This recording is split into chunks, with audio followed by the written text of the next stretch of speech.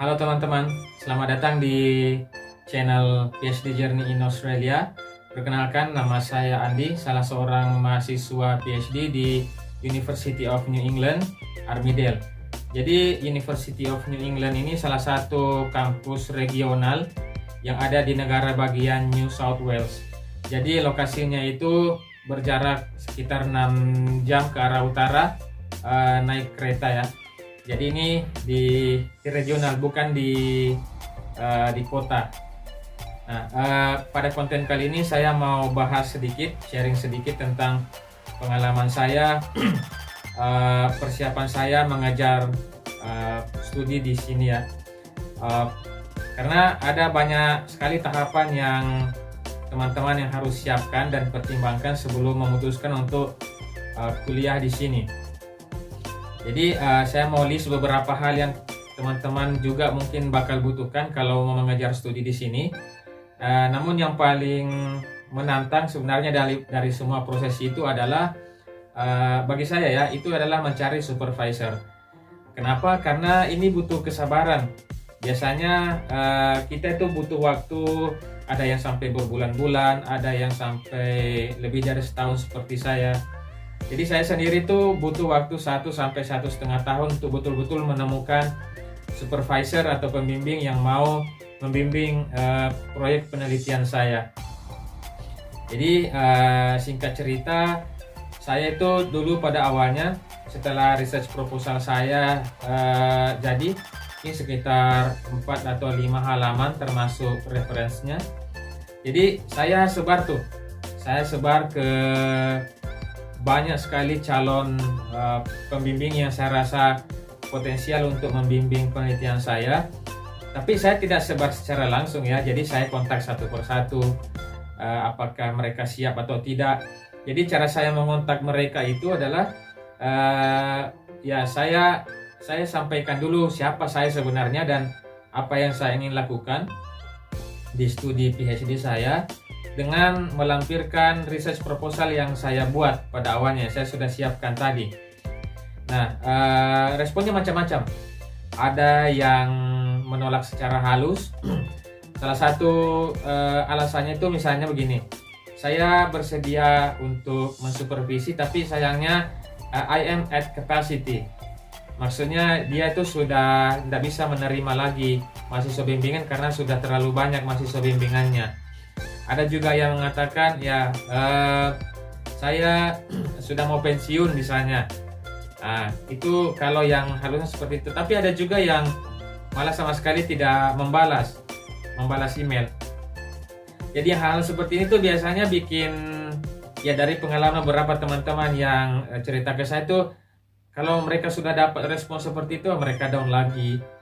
Jadi ini memang butuh kesabaran. Makanya saya bilang ini adalah proses yang lumayan menantang ketika kita mencari supervisor ya. Jadi ada banyak sekali drama yang mungkin terjadi.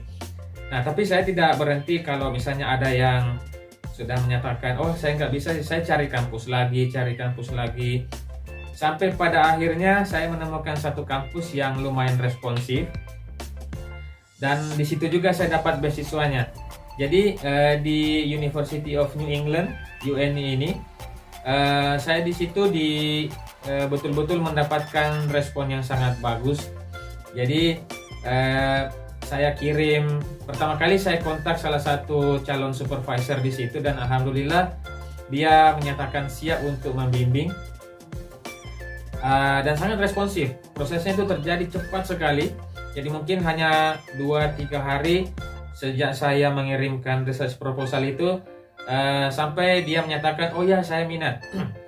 Tapi tidak sampai di situ. Jadi dia review dulu. Terus dia sampaikan bahwa oh ya silakan berproses ke international office. Nah, jadi setelah saya secure supervisor itu, jadi saya berproses di bagian international office. Jadi saya rasa setiap kampus itu ada bagian international office-nya ya, dimana mahasiswa-mahasiswa asing itu mereka berproses untuk kuliah di kampus tujuannya itu.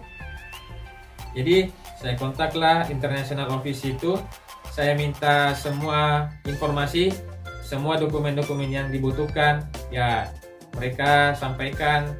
Oh, kamu harus masukkan IELTS-mu, upload CV-mu, upload termasuk research proposal yang tadi ya, research proposalmu, ijazah, transkrip. Jadi ini dokumen-dokumen yang umum lah yang dibutuhkan kampus. Jadi untuk mengakses seberapa siap kita secara administratif untuk kuliah di kampus tersebut.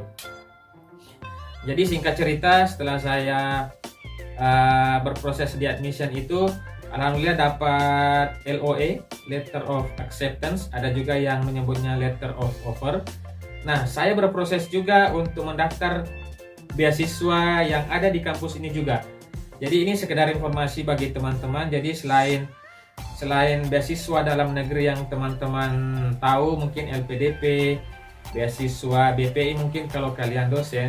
Jadi kampus-kampus di Australia itu juga sebenarnya menyiapkan beasiswa internal. Jadi mereka juga menyiapkan beasiswa baik untuk mahasiswa domestik, maksudnya mahasiswa lokal, juga untuk mahasiswa internasional. Jadi saya masuk kategori yang kedua ini. Jadi nama beasiswa saya itu beasiswa IPRA, International Postgraduate Research Awards. Jadi untuk kuliah PhD selama 3 tahun di sini. Jadi by the way, kalau PhD di kampus UN ini itu 3 tahun ya. Jadi ada juga yang bisa sampai 3,5 tahun dengan kondisi-kondisi tertentu. Tapi untuk condition di letter of offer saya itu 3 tahun with no extension, with no possible extension. Jadi saya harus selesai dalam 3 tahun. Jadi ya singkat cerita begitu teman-teman. Jadi saya pertama kali itu yang paling penting saya siapkan itu adalah research proposal, yang mana ini menjadi bahan yang sangat penting dalam mencari supervisor. Jadi setelah mengontak supervisor, terus yang harus kalian siapkan itu adalah IELTS, tentu saja IELTS. Yang mana sebenarnya ini adalah bukan satu-satunya faktor penentu teman-teman ya. Jadi di konten lain saya akan cerita terkait IELTS ini, karena saya ada pengalaman pribadi. Jadi saya kuliah di sini tuh master sama PhD itu saya tidak pakai IELTS sama sekali. Jadi nanti saya akan ceritakan di konten selanjutnya gimana sih sebenarnya cerita saya bisa kuliah tanpa pakai IELTS. Terus setelah itu siapkan dokumen-dokumen lain. Selain IELTS itu tentu saja tadi yang saya sebut CV, ijazah, transkrip, dan dokumen-dokumen lain yang kira-kira menurut kalian itu relevan. Misalnya sertifikat apa begitu, kemudian pengalaman riset dan segala macam. Silahkan di-upload semua, karena semakin banyak kalian mengupload, memberikan informasi, semakin besar kemungkinan kalian untuk dipertimbangkan untuk menjadi mahasiswa internasional. Jadi kalau saya pribadi, setelah saya mendapatkan konfirmasi dalam bentuk LOA, karena semua dokumen-dokumen tadi itu sudah ready, sudah dikonfirmasi semua bahwa itu mendukung. Jadi setelah saya dapat letter of offer-nya itu, saya berproses untuk mendaftar beasiswa IPRA-nya ini.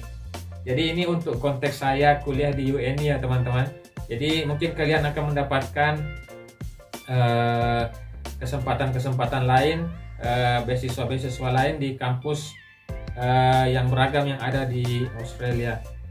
Jadi untuk kali ini itu dulu teman-teman. Insya Allah saya akan bahas lebih banyak lagi di konten-konten selanjutnya.